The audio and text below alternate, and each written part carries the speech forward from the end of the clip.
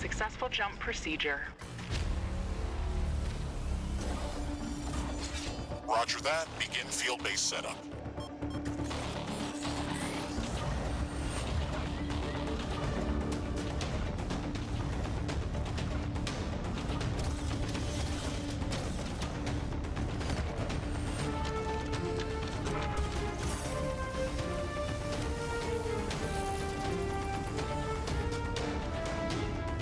Houston, I've spotted something near the LZ.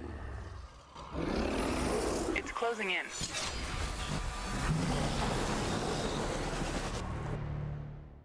Base is under attack. Hey guys, welcome back to the channel. I was taking a look through what was new on Gamepass the other day and came across Riftbreaker. Not having heard or seen much about this, I decided to take a look and I haven't been able to put it down.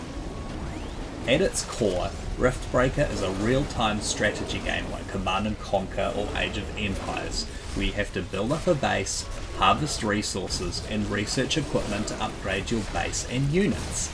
However, in Riftbreaker, you don't build up an army to destroy your enemy. You take control of a single unit named Mr. Riggs, a giant mech, armed to the teeth with an array of weapons used to hack and slash your way through the local wildlife. When you first land on Galatea 37, your first task is to establish your base and start mining your first resource.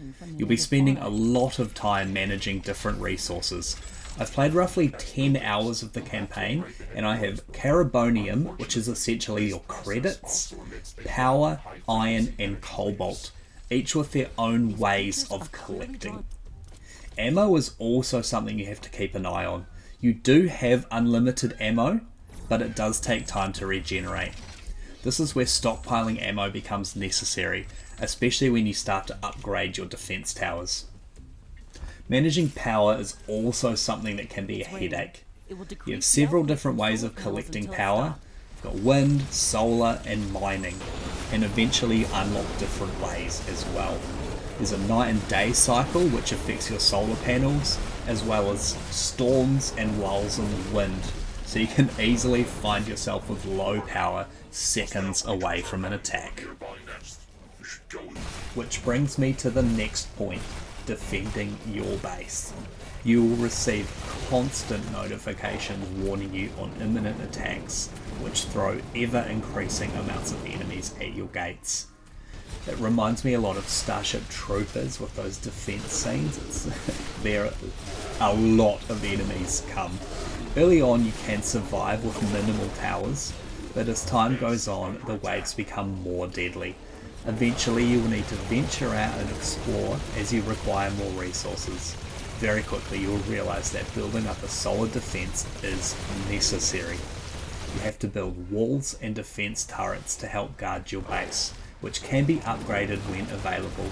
However, these require immense power and AI cores, which is another resource. It only requires a certain building, but this building requires immense power too, so be warned. This brings us to Mr. Riggs, our trusty mech. The combat is a top-down hack and slash, almost dungeon crawler style. I'm on console, so you use the left stick to move and the right stick to aim. The bumpers bring up equipment like radar pulses, repair packs and grenades. Each trigger uses the weapon attached to the corresponding arm. There's lots of different weapons ranging from power swords, hammers, flamethrowers, miniguns and rocket launchers, which can be equipped on each arm and can be upgraded or changed when research becomes available. The research tab is quite big and in real time. It's split up into 3 tabs: base, mech and alien. The base tab researches different sources of power, types of turrets and just general base advancement. Mech research lets you unlock different weapons, advanced armor, radar, jump packs and all sorts of fun stuff. I jumped on the lance first and I use that the most. It gives you a melee range and it's good for taking out ranged enemies, but suffers when you're surrounded. The Alien tab is used to advance the campaign by researching things like radiation shielding and different resources and how to handle them. The research doesn't cost anything, so make sure you keep it pre-loaded so you can keep on top of it.